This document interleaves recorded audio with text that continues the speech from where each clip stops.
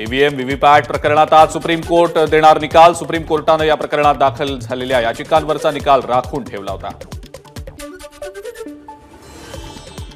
आज देशभरात लोकसभेसाठी दुसऱ्या टप्प्याचं मतदान। देशभरातील 13 राज्य आणि केंद्रशासित प्रदेशांमधील 88 तर राज्यातल्या 8 मतदारसंघात आज मतदान। राज्यात बुलढाणा, अकोला, अमरावती, वर्धा, यवतमाळ, हिंगोली, नांदेड, परभणीमध्ये 8 मतदारसंघात मतदान।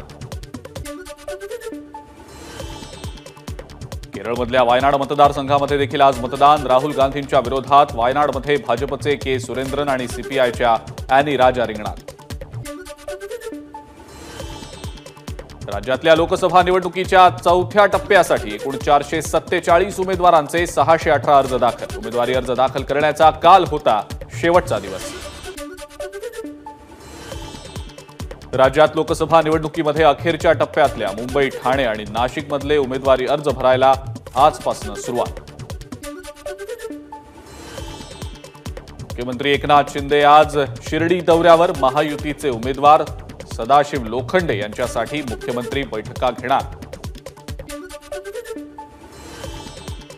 शरद पवारांची आज करमाळा, सांगोला आणि पंढरपूरमध्ये सभा। महाविकास आघाडीच्या उमेदवारांसाठी शरद पवारांच्या सोलापुरात सभा होणार। रत्नागिरी, सिंधुदुर्ग लोकसभा मतदारसंघाचे महायुतीचे उमेदवार नारायण राणेंच्या प्रचारासाठी उपमुख्यमंत्री देवेंद्र फडणवीस यांची आज राजापुरात होणार सभा। शिवसेना उद्धव बाळासाहेब ठाकरे पक्षाचा वचननामा जाहीर। तरुणांना रोजगार, जीएसटी सुधारणा, सामाजिक सुरक्षा, आरक्षण आणि सामाजिक न्याय या मुद्द्यांचा वचननाम्यात समावेश। तसंच शेतकऱ्यांना कर्जमुक्त करणार उद्धव ठाकरेंचं आश्वासन। मोदी सरकारनं मराठीला अभिजात भाषेचा दर्जा दिलेला नाही, मात्र आम्ही मराठीला अभिजात भाषेचा दर्जा देणार, उद्धव ठाकरेंचं वक्तव्य। भाजपची अवस्था विचित्र झालेली आहे। पराभव दिसू लागल्यानं भाजप आता रामराम करू लागलेलं आहे। उद्धव ठाकरेंचा भाजपवर निशाणा। नकली सेनेचा प्रकाशित झालेला हा वचननामा नसून युटर्न नामा। शिवसेना उद्धव बाळासाहेब ठाकरे पक्षाच्या जाहीरनाम्यावर भाजपचे प्रदेशाध्यक्ष चंद्रशेखर बावनकुळेंची टीका। सुळसुळीत वचननामा आणि बुळबुळीत वचनं। शेतकऱ्यांना मदत करू म्हणाले आणि सत्ता आल्यावर विसरले। उद्धव ठाकरेंच्या वचननाम्यावर आशिष शेलार यांची जोरदार टीका। तुमच्या ताब्यात मुंबई महानगरपालिका असताना तुम्ही मुंबईसाठी काय केलं? तुम्ही एकदाही मंत्रालयात गेला नाहीत। वचननाम्यावरनं नरेश मस्केंची उद्धव ठाकरेंवर टीका। उत्तर मध्य मुंबईतून काँग्रेसच्या वर्षा गायकवाड यांना महाविकास आघाडीकडून उमेदवारी। महायुतीकडून अजूनही उमेदवार जाहीर नाही। सरडा रंग बदलतो, मात्र एवढा फास्ट रंग बदलणारा सरडा पहिल्यांदाच पाहिलाय। मुख्यमंत्री एकनाथ शिंदेंचा उद्धव ठाकरेंवर निशाणा। उद्धव ठाकरे फक्त कुटुंबासाठी काम करतात, त्यांच्याकडे फक्त आदित्य ठाकरेंसाठी जागा, मात्र मोदी देशासाठी काम करतात। उपमुख्यमंत्री देवेंद्र फडणवीसांची ठाकरेंवर टीका। उत्तर मध्य मुंबईतून निवडणूक लढा आणि जिंकून दाखवा, आशिष शेलारांचं उद्धव ठाकरेंना आव्हान।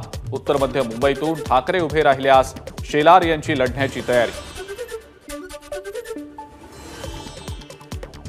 एकीकडे म्हणायचं 50 वर्ष या जिल्ह्यात आमची सत्ता आहे, मात्र एक तरी चांगला प्रकल्प आणलाय का? निलेश लंकेंचा सुजय विखेंवर घणाघात। तर शेतकऱ्यांसाठी आमच्यावर गुन्हा दाखल झाला तर आम्ही गुंड का? लंकेंचा सवाल। विरोधकांकडे कोणताही मुद्दा नसला की ते भाषेचा मुद्दा काढतात। शरद पवारांचा सुजय विखेंवर हल्लाबोल। त्यापूर्वी सुजय विखेंनी निलेश लंकेंना इंग्रजीत बोलण्याचं दिलं होतं चॅलेंज। पालघर लोकसभेसाठी बहुजन विकास आघाडी आमदार राजेश पाटील यांना उमेदवारी देणार असल्याची सूत्रांची माहिती। आज बहुजन विकास आघाडीकडून अधिकृत घोषणा होण्याचीही शक्यता। सांगलीमध्ये काँग्रेसच्या सभेदरम्यान कार्यकर्ते आक्रमक। बंडखोरी करणाऱ्या विशाल पाटील यांच्या समर्थनार्थ कार्यकर्त्यांची घोषणाबाजी। विश्वजित कदम यांच्या नेतृत्वाखाली विशाल पाटलांचा प्रचार करणार अशी भूमिका मांडल्यानं सभास्थळी मोठा गोंधळ। विशाल पाटील यांच्याबाबतचा अहवाल दिल्लीला पाठवू, तिथून जो निर्णय येईल तो घेऊ, काँग्रेस प्रदेशाध्यक्ष नाना पटोलेंची माहिती. महाविकास आघाडी म्हणून 3 पक्षांची आघाडी करावी लागली आणि त्याची चूक सांगलीच्या जागेबाबत भोगावी लागतीये, पृथ्वीराज चव्हाण यांचं वक्तव्य. लोकसभा निवडणुकीमध्ये ठाकरे गटाच्या उमेदवाराला जी मतं मिळतील ती काँग्रेसमुळे मिळणार आहेत, त्यामुळे विधानसभेला पुन्हा जागा मागायची नाही. सांगलीतल्या काँग्रेसच्या मेळाव्यात विश्वजित कदम यांचा ठाकरे गटाला थेट इशारा. सांगलीमध्ये भाजपच्या 4 नगरसेवकांनी सदस्यत्वाचा राजीनामा देत विशाल पाटलांना जाहीर केला पाठिंबा.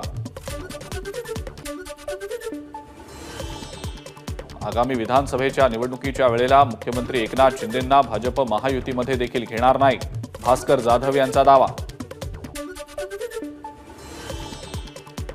नाराज असल्याच्या बातम्या कपोलकल्पित, एबीपी माझाला दिलेल्या मुलाखतीमध्ये शिवसेना नेते भास्कर जाधव यांचं वक्तव्य.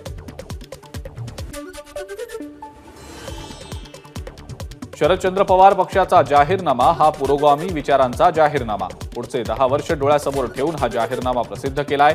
खासदार सुप्रिया सुळेंची प्रतिक्रिया. एकनाथ खडसेंचा भाजपमध्ये प्रवेश होत असेल तर आपण स्वागतच करू, उपमुख्यमंत्री देवेंद्र फडणवीस यांचं वक्तव्य. संजय राऊतांनी जळगावमधनं निवडणूक लढवावी, गुलाबराव पाटलांचं राऊतांना आव्हान. आमच्या मतांवर संजय राऊत खासदार झाले, गुलाबराव पाटलांची राऊतांवर टीका. आरशात पाहिलं तर आपली पात्रता कळेल, श्रीकांत शिंदे यांची आदित्य ठाकरेंवर घणाघाती टीका. आम्ही कधीही सामंत कुटुंबियांचा अपमान केलेला नाही, जरी आमचं राजकीय वैर असलं तरी आम्ही त्यांच्याकडे आदरानंच पाहतो, विनायक राऊत यांचं वक्तव्य. वाघाची शिकार सोडा, आता तुमची शिकार केल्याशिवाय राहणार नाही, आमदार संजय गायकवाड यांचा रविकांत तुपकरांना इशारा. शिरूर लोकसभा मतदारसंघातले महायुतीचे उमेदवार शिवाजीराव आढळराव पाटलांकडनं आपला उमेदवारी अर्ज दाखल. उपमुख्यमंत्री अजित पवारही उपस्थित. महायुतीमध्ये पालघर लोकसभा मतदारसंघातला तिढा अद्यापही कायम. वरिष्ठ ठरवतील ते काम आम्ही करणार, मात्र महायुतीचाच उमेदवार निवडून येणार, पालघरचे शिवसेना जिल्हाध्यक्ष निलेश तेंडुलकर यांचं वक्तव्य. आरपीआय आंबेडकर गटाचे प्रमुख दीपक निकाळजे यांचा महाविकास आघाडीला पाठिंबा. पत्रकार परिषद घेत जितेंद्र आव्हाड यांची माहिती. दीपक निकाळजे हे छोटा राजनचे भाऊ. नाशिकचे ठाकरे गटातले उमेदवार राजाभाऊ वाजे आणि दिंडोरीचे शरद पवार गटाचे उमेदवार भास्कर भगरे 29 एप्रिलला उमेदवारी अर्ज भरणार. एबीपी माझा, उघडा डोळे बघा नीट.